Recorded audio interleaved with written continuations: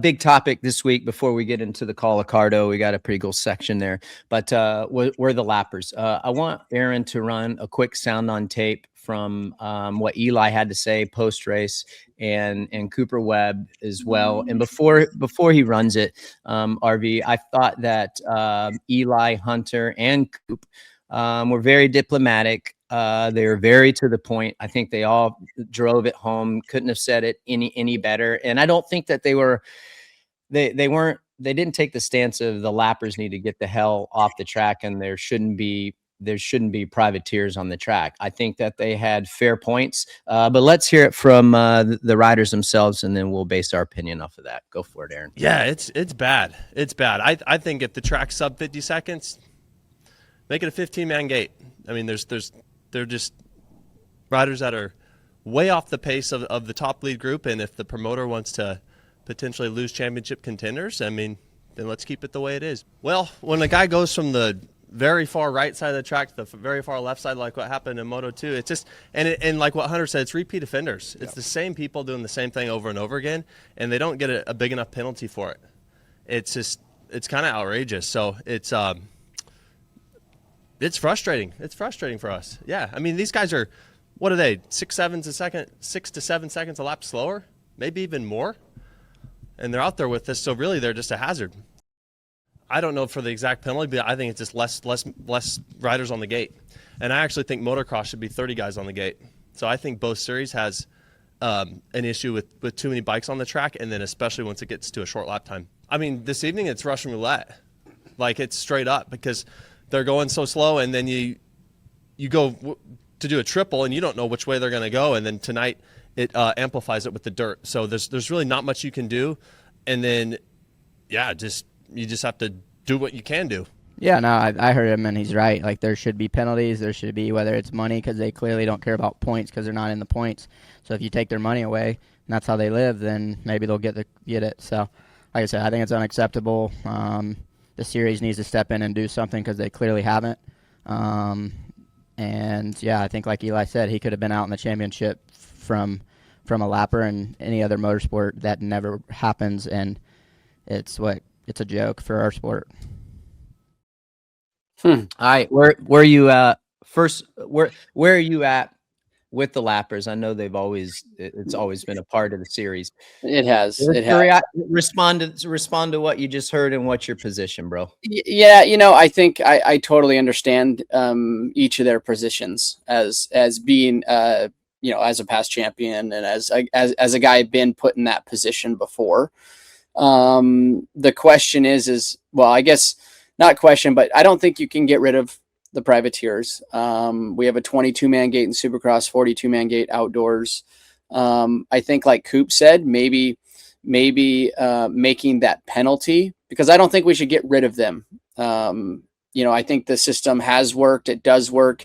Maybe that like he said, it was sub 50 second lap times. So maybe we try to keep those tracks out of the that quick of a track lap time wise. Maybe we got to push it up to making sure they're closer to a minute lap time, because that does help with lappers. And maybe it's just like eventually we always have a tunnel, right? Like, maybe that's a way we could work around it. And then, like Coop said, finding them, especially repeat offenders, when it comes to that. And look, there was a lot of close moments. Eli had one, Hunter also with Cole Thompson. Very scary things and moments. But Ricky, you've raced with the lappers. Yeah. I've done it. Chad's done it. James has done it. I'm not saying it's right. The riders need to pay attention more to the flags. They are racing for their position too. But I think the number one thing is just being AMA better with the flags, and the riders paying attention more. And if it costs, like Coop said, if it takes AMA or failed to find them a nice little pretty penny, that probably won't happen again next time if they get hit with a $5,000 fine. Yeah, I agree. I think there's a place for the privateers, and you can't just not have them out there. And there's some privateers that straight straight haul the mail. I think the overall view of it, and I agree with everything that you said. I agree with what the rider said. I loved what Coop said about, like some of them are racing for points, but they're also racing for money. Most importantly, that's how you're able to eat throughout the week. And if you want to get their attention, and I know it sucks, but take money away from them, find them. They have to be mindful of the blue flag. Not only for others' safety, but their own safety. That one with Thompson and Hunter, the dude, that could have been bad, and it could have been bad for Eli as well, and Freezy.